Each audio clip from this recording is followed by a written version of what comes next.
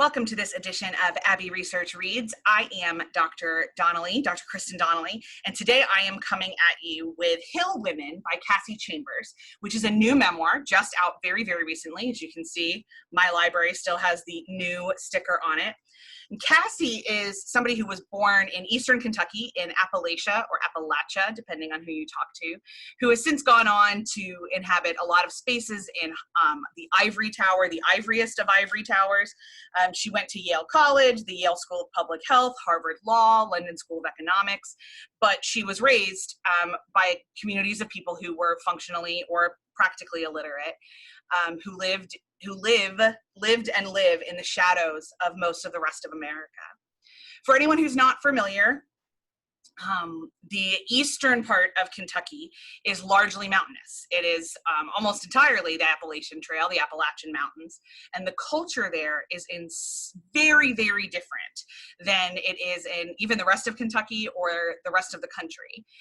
And we often kind of just, in political talk or national talk, we call this place the Rust Belt. But the Rust Belt is a lot larger than just Kentucky Hill Country. And if you've learned anything in watching with us and watching along with us, I think you've learned that we are big proponents that everywhere kind of has its own culture, since every human has our own cultures that we walk around in. And so the specific culture of the Rust Belt, for instance, in Appalachia versus in Schuylkill County, Pennsylvania, they may have similarities, but there are also some fairly significant differences. And so it's important, I think, to sometimes we have to use broad strokes and we have to use potentially even stereotypes in having broader conversations. But when we're starting to dial down into what it means to be an American and what it means to be a citizen and how do we be a human in these times, it's incredibly helpful to have very specific recollections, understandings, and stories. Specificity really is the core of learning and the core of strategic planning and the core of empathy in a lot of ways. So what I really appreciated about Cassie Chambers' book, excuse me, allergies are rough these days, is that it is fundamentally a memoir, but it's a memoir written by a nerd.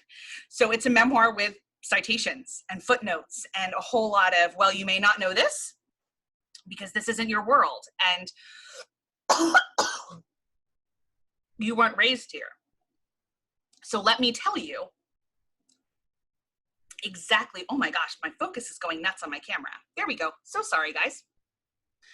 Let me tell you what it was like to grow up in this place. Let me explain to you what Berea College is, which is a very specific educational location in Kentucky that a lot of people outside of Kentucky may not know about, but it's a town, it's one of the towns that actually does town and gown pretty well. So for anyone who doesn't know, I went to undergraduate in Kentucky, and I moved from Philadelphia to central Kentucky, a town called Wilmore, just outside of Lexington, and which is not the capital. It is just one of the two largest cities.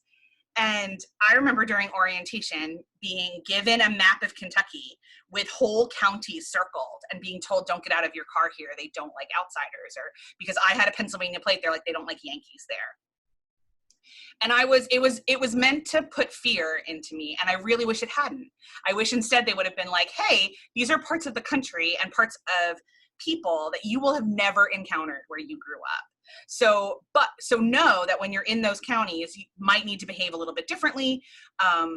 They might there's not going to be box stores, there's not going to be these kind of things, but if there's opportunities to get to know people from these counties, you really should and should learn to listen and ask questions and inquire. And at the time, the university I went to was not anything like that. That isn't the kind of learning that they encouraged. Perhaps they do now. But I definitely went to Appalachia, but it was termed as like a mission field to help people get running water. And it wasn't necessarily termed as a place that we could learn from. And since I've grown and have become a sociologist and I'm 15 years away from Kentucky, I've gone back and read quite a lot about life in Appalachia and what the resource issues are and the problem with infrastructure. And it is exceptionally difficult to deliver services in mountainous territories with volatile weather.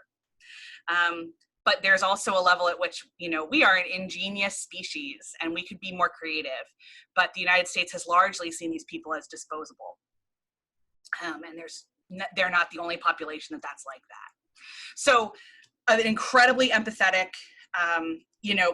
Cassie Chambers is not shy about the challenges that her people face. She's not shy about some of the shortcomings that come from that. This is not a perfect, she's not trying to claim that this is a perfect place that we should all aspire to be like, or that just because you're born in this part of the world, you are innately, better because the suffering of poverty, which certainly some other memoirs can dip into.